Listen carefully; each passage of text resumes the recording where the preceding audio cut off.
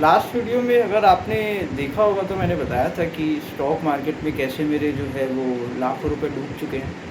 तो मैंने इन 3 सालों में स्टॉक मार्केट के बारे में जितना समझा है वो ये कि देखिए, पहले तो ऑप्शन ट्रेडिंग मैं करता ही नहीं हूँ, तो ऑप्शन ट्रेडिंग के बारे में कुछ भी कहना मेरे लिए पॉसिबल नहीं है। लेकिन इक्विटी के मामले में मैंने अगर देखा है जो चीज़ें कि आप चाहे बहुत ही अच्छी कंपनी खरीद लीजिए जिनके फंडामेंटल बहुत ही स्ट्रॉन्ग हो, या आप कैसी भी कोई भी कंपनी खरीद लीजिए, चाहे उसका सेक्टर कैसा भी हो, लाइक आईटी हो, डिफेंस हो, एफएमसीजी हो, इलेक्ट्रॉनिक्स हो, या आप जो भी लेते हैं, मेडिकल लाइन की हो सकती है, फार्मा हो सकती है, कुछ भी हो सकती है, सीमेंट अपनी कंपनी है।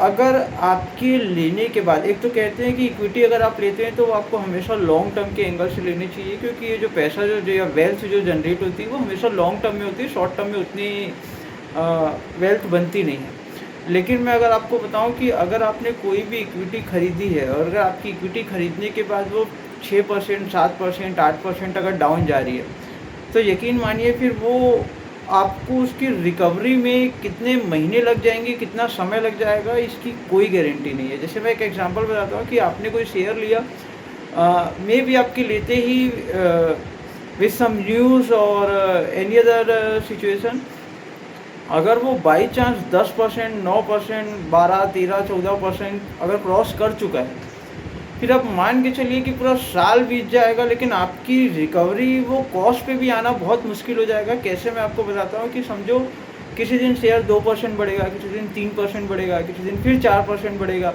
ऐसे कर करके वो 6-7% तो बढ़ जाएंगे, लेकिन एक न्यूज़ आएगी वो फिर से वापस वहीं का वहीं ला के रख देगा आपको।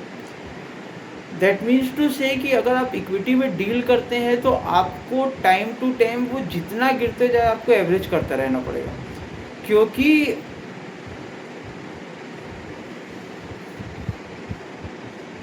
क्योंकि जितना ज़्यादा वो नीचे जाता जाएगा वो आपके लिए तकलीफ है।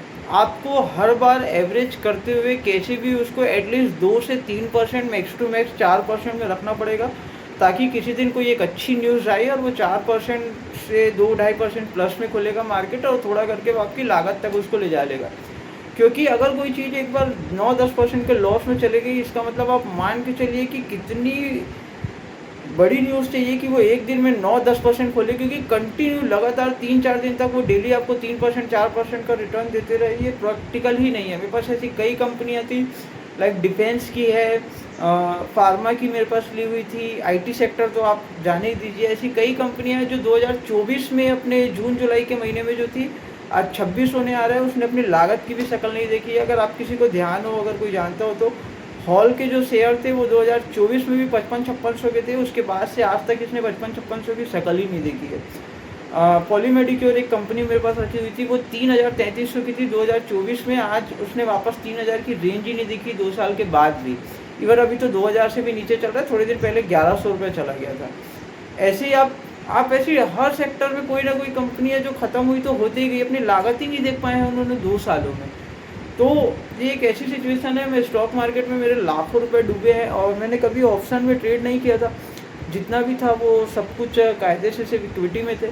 अब अब उन्हीं पैसों से आपको रन भी करना है, अपना काम भी चलाना है, सब कुछ करना है। तो 6-6 महीना, 7-7 महीने पैसे को ब्लॉक करने के बाद then you have no other option, you just have to sell it on your loss, और आप जो मर्जी कर लीजिए, वो रिकवरी इतनी जल्दी देगा ही नहीं। तो वेल्थ क्रिएशन तो बाद में आती है, पहले अपनी लागत में आ जाए, वही बड़ी बात हो जाती है।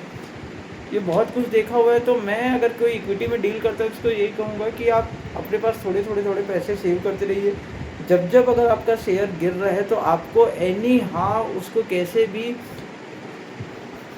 भी करके उसको आपको 3%, 4% के लॉस में रखना पड़ेगा, चाहे जितनी बार भी खरीदिए, ताकि एक छोटी मोटी न्यूज़ भी आएगी और वो लागत में लाएगा और आपको कुछ दे पाएगा।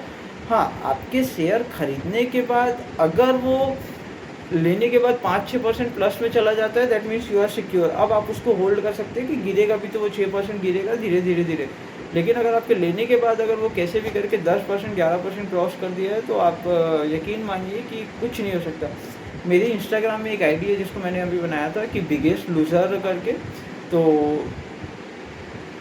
उसमें मैंने ऐसे बहुत सारे स्क्रीन शॉट डाले हुए हैं या बहुत सारी वीडियो डाली हुई है जिसमें मैंने दिखाया कि मेरे कई इक्विटी जो है वो 17%, 18% के लॉस में चल रहे हैं। तो मैं एडवाइस यही दूंगा, अगर अगर आप इक्विटी में डील करते हैं, आप इन्वेस्टमेंट करते हो, तो कोशिश करिए कि जब जब वो शेयर गिरता जाइए और ख़रीदिए, तो आपके जैसे-जैसे बाहर निकलने के चांस आएँगे, अदरवाइज़ तो वो इतना गिर जाएगा कि आप चाह के भी उसमें कुछ नहीं कर पाएँगे। तो कोशिश करिए कि जितने पैसे हो सके बचा के रखिए और ट्रैप में ना फँसिए। Thank you.